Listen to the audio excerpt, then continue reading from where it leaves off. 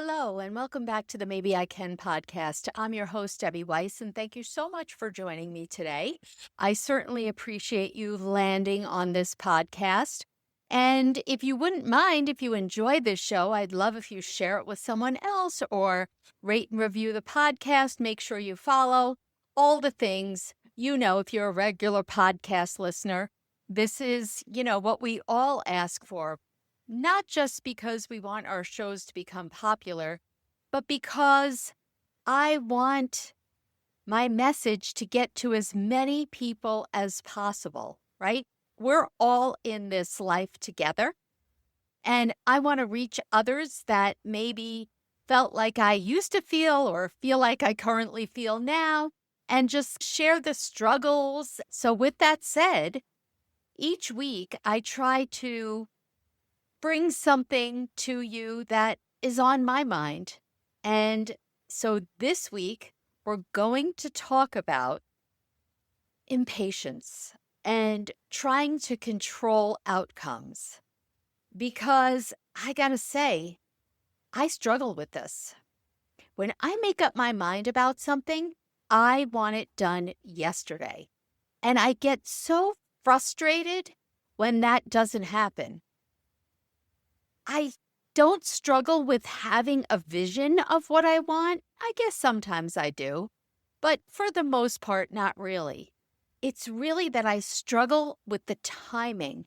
And when progress is slow, it's almost like it eats at my insides, and I feel this pressure that I have to move faster.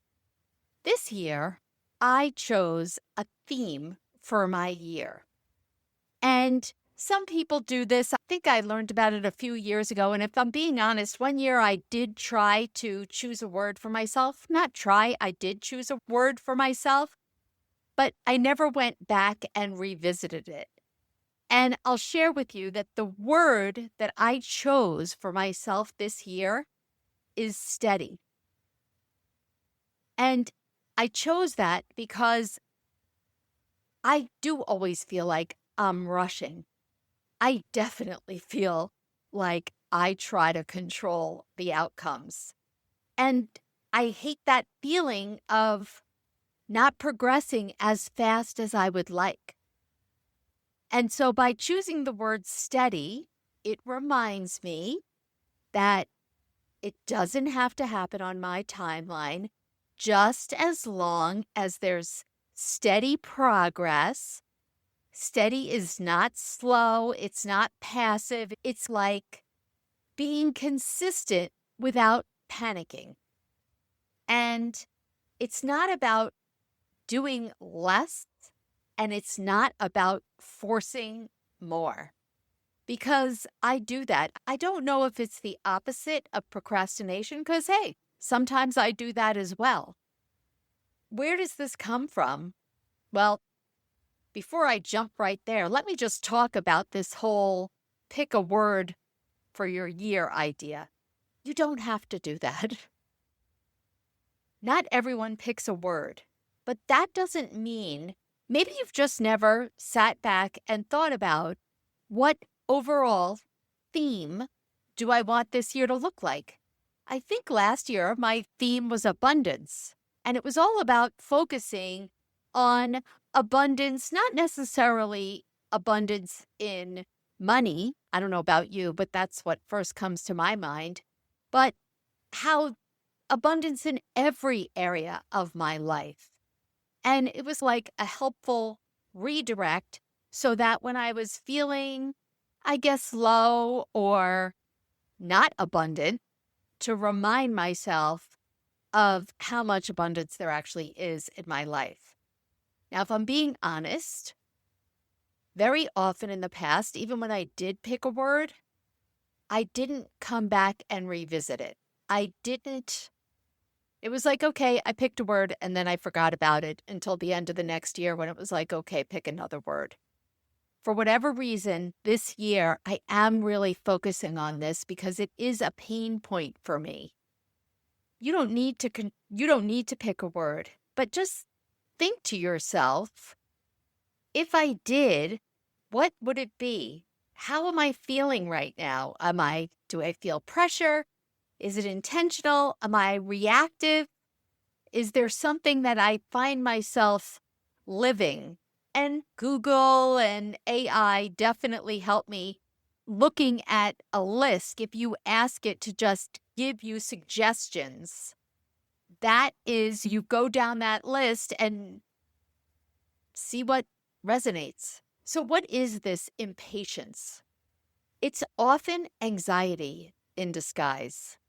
I know that is for me. And what I started to say before about control, controlling the outcomes, I think when there's been different times in our lives where everything felt so out of control, whether it was during caregiving, whether it was during losing a loved one, whether it was getting divorced or becoming an empty nester or changing jobs, or all of a sudden your employer says, okay, we're no longer doing things this way, we're trying something new, whatever it is, right? Idea that controlling will bring you certainty. At least in your mind, that's what you're thinking, right? Okay, if I can figure out how to make this happen the way I want it to happen, then I'll be good. I'll be safe. There won't be this unknown, this scary part, right? And that scary part is anxiety, because that feeling of being out of control, if you've had a time in your life where it felt completely out of control, it doesn't feel good. And so I can say for myself, I definitely grip tightly, because I can look back on my life and think of many examples where I felt that my life was spinning out of control and I just needed to grab hold and figure out anything I can do to make it feel like I did have control. I think also that this impatience is the anxiety of maybe pressure of feeling like I should be further along. Thinking for myself, I think to myself, at this age, I should have X amount of dollars saved for retirement. And I should, all the different things. It's this fear that, oh my goodness, I'm behind. I've fallen behind. I am behind. My progress is too slow. And oh gosh, it's scary, right? And so if I can somehow control all these things, that fear, that anxiety will dissipate. It's almost if I'm productive, it's a safety net.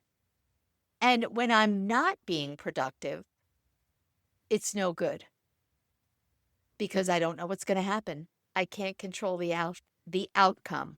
So that fear, that being productive is really almost like fear in motion. As long as I'm doing something, I'm good. I'm progressing. I don't have to worry. I'm not going to be behind. This is how I make sure that I'm further along, that I'm making the progress that I quote unquote should be. I love the expression where I heard people say, stop shoulding yourself. Don't we do that to ourselves all the time? We have these ideas. I think it's because we're comparing ourselves to other people, or it's the messages that we hear from society on commercials, what we read, podcasts. It makes us feel lousy about ourselves sometimes because you listen to someone else or you look at what they're doing on social media and you think, oh, what about me? I should have done this. I should be doing that. It's awful. And when we try to do that, what happens when we become impatient and we try to push the timeline or force things to move faster? What does it bring on? Burnout, of course, because we're always rushing. We're always trying to be productive every second of every day. I know for me, on the weekends sometimes, I'm thinking to myself, oh my, I should not be just sitting here on the couch watching TV. Now, let me say, it's ridiculous because I don't sit on the couch and watch TV most days. Although I did do it yesterday with my friends. Maybe I do it on the weekends for if it's not football season, because then I do watch a little more. Maybe it's a couple of hours at night. But when that happens, when I am watching, I start thinking in my head about all the things that I could be doing or that I should be doing. And I feel dissatisfied with my productivity or my lack of progress. I'm experiencing this right now. And so I want to share this with you, what's going on. So, as possibly I speak to groups of people, sharing my message, either about the sprinkle effect method or reinventing your life, or I've got a bunch of different things that I talk about. And this speaking for a living, it's a business. And so I'm currently in the process of changing my outreach system, creating new emails and new leads list. That's how it works. I would love it if my phone just kept ringing, but if I'm being honest, it just doesn't happen, I guess, unless your name is Oprah Winfrey.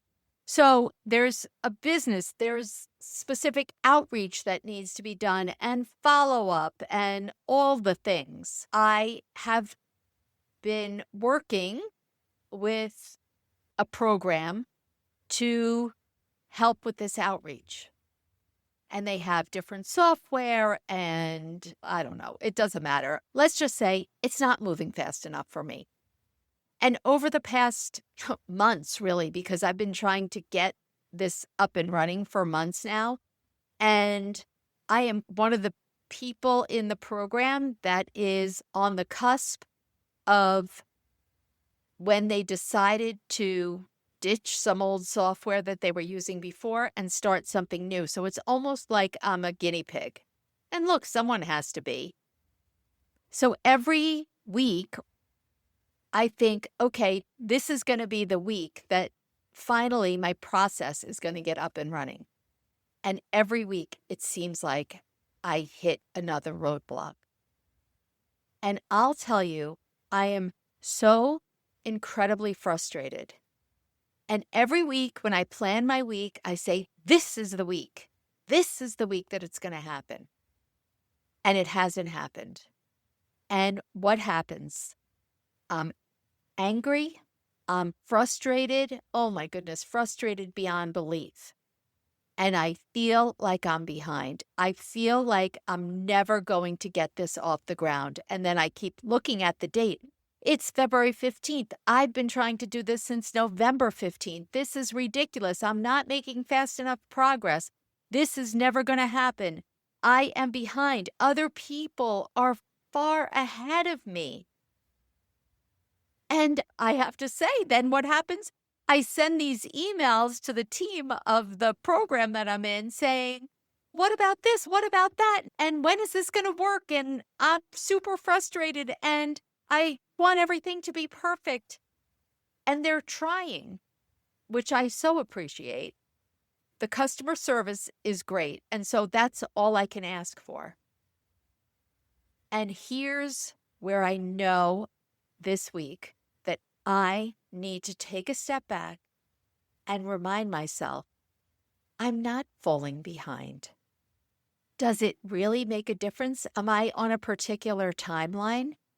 If I don't get this started until April, does that mean that I won't get any speaking engagements because I waited until April?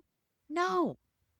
It's okay. It doesn't have to progress in the same timeline that I think it should.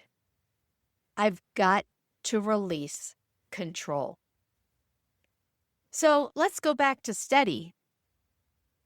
When I revisit my word, it's a reminder, okay, I got to just show up consistently. That doesn't mean a certain number of hours. That doesn't mean pushing and pushing. Nope. I am not demanding immediate results like I have been with this speaking business stuff, means being steady means there's no reason to panic. Nope, no reason to panic. It'll just happen. And I just have to trust that if I continue to show up in the ways that I want to, all is good. I've got to let go of that adrenaline feeling where you get yourself all worked up and you just are like, oh my gosh, I can't believe this. I'm so frustrated and I need this to happen yesterday. Doesn't mean that you don't have goals and you don't have a direction. I love this line. You are just releasing the stopwatch. Yep, you're releasing the stopwatch. Letting go of control does not mean that you're letting go of direction or your goals or anything. It's just being able to take that deep breath and have trust and faith that as long as you keep showing up, everything will work out. It'll work out as it's supposed to. Now, I'm not saying sit back on your couch doing nothing all the time. I'm just saying let things develop as they're meant to develop and stop trying to push and force things. So let me ask you, where are you rushing or trying to rush something? Is there something that you are trying to control? And what would change if you just trusted the pace of how everything was developing? I'm reminding you and I'm reminding myself, we're not behind, we're not late, we are exactly where we need to be. If you like these kinds of conversations that I have on the podcast, I want you to know that, like I said earlier, I do have it on stages as well on organizations across the country. So if you're involved in planning an event and looking for a speaker, I would love to connect with you. Feel free to DM me on Instagram at debbie.r.weiss. Shoot me an email at debbie@debbier.weiss.com. Thanks for listening. Steady, steady, steady, steady. You got it? I got it too. Maybe we can do this. I'll see you next week.